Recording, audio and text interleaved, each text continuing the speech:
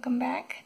So I have a final video for 2020, or at least probably my last one, because I've finished an audiobook, and so it's probably the last one I'll get through by the end of the year, because the end of the year is today.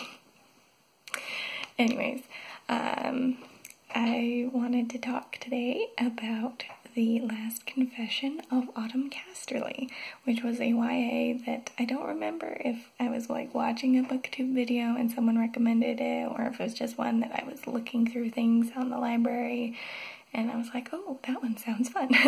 I know at one point I was looking for like some electronic audiobooks to listen to during work like I like to do, so it might have been during one of those searches when I found it. But anyways, it was a very interesting book for me. I really enjoyed it overall, but it took me to very unexpected places. I don't think I'd read a synopsis of the book because it definitely talked about things that I was not expecting. Kind of some trigger warnings, I guess. It does talk about drugs, it talks about rape, it talks about abduction, so there's kind of some heavy topics and themes that are addressed in this book, but it was really good. It was really good. I really liked the way that it was handled, and that the focus was still on things that are very pertinent to issues that we have in society and need to be dealt with and addressed. The general premise being that we have two sisters, Autumn and Ivy Casterly. Autumn is the older sister, and since their mother has died, she's gone a little off down a dark road. She's like a drug dealer and stuff, and kind of skips classes a lot, things like that. And then we've got Ivy, who's her younger sister, who's a little overweight and things, and it feels like she's kind of a misfit and that people don't like her, or that people treat her differently, or will never be like attracted to her, and things, kind of some general issues that come up with that body type, unfortunately.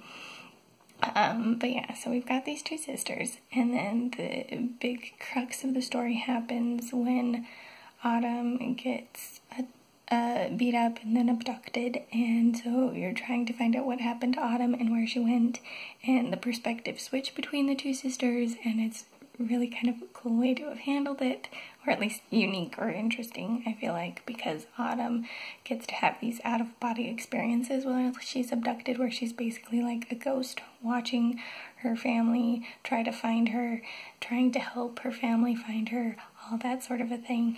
And I really liked how it delved like into relationships and things, because their mother had died and their father remarried, so it delved into some of the issues they had with that.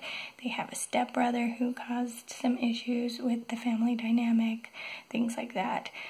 It was so interesting. I don't want to like spoil anything because I felt like the twists were done really well. Again, we do have those trigger warnings that I gave, but I don't want to give a lot of the plot away either, because I took unexpected turns in a lot of ways, and I liked the way that it progressed through the story.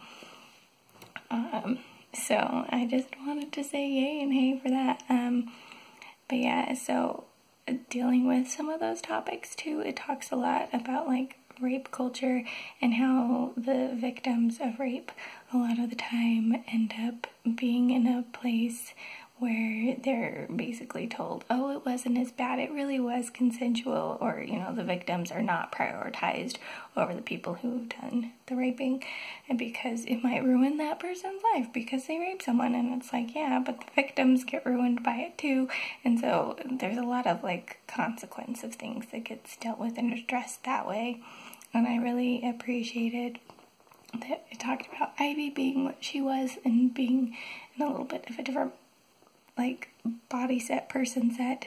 She instigates a lot of the search for her sister, even though they've kind of grown apart since their mom died and Autumn started doing like the drug dealing and things, but she's like, but she's my sister, I still care about her, I still love her, this is just what I'm going to do, you can help me or not, but I'm going to look for my sister. And those sisterly bonds were really beautiful, and I really loved that.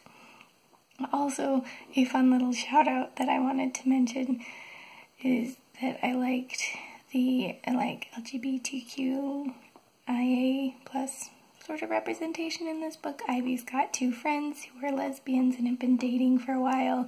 One of her other friends comes out to her in the process of the story, and that was really exciting to see that representation, because that was one that I feel like I don't see a lot in books too. Either just the coming out conversation, and then also the orientation that he gave, which I don't, again, really want to spoil things, but it was one that I was very happy to see, because it's one that I feel like is underrepresented and we don't get to see a lot.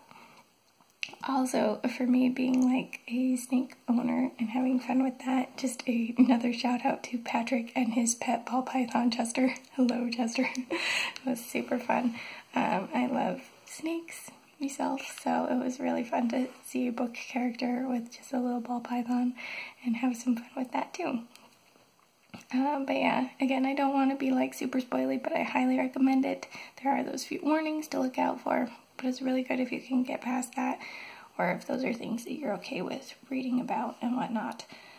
But yeah, let me know if you have read The Last Confession of Autumn Casterly. I'd love to talk to people more about it and have like full discussions with like spoilery things going on about it. So if you happen to have read it and want to talk about it, feel free to comment down below. If you have recommendations of books that are like this that you think I might like, comment down below as well. But yeah, I think that's all I've got for now. This is the Umlaut Herper signing out.